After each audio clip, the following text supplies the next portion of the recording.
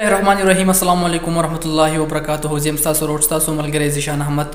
امید لرم چې ټول بخیر او وخت مو ختیریږي.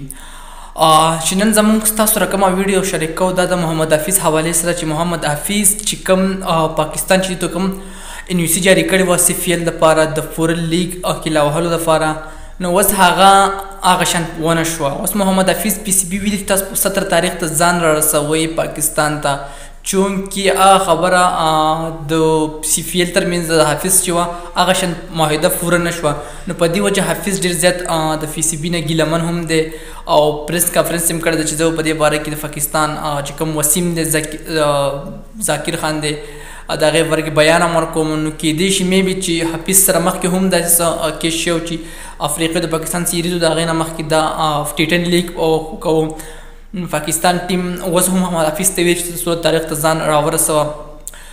نو محمد حفیظ په دې باندې ډېر زیات غوسه شوی دی چونکې محمد حفیظ ډېر زیات ضرورت هم دی ډېر زیات په دې ځکه چې نن سبا په ټیم کې وګورئ بابر اعظم دی محمد رضوان دی بل طرف ته محمد حفیظ نه سینر 11 کلیان زموږ سره نشته.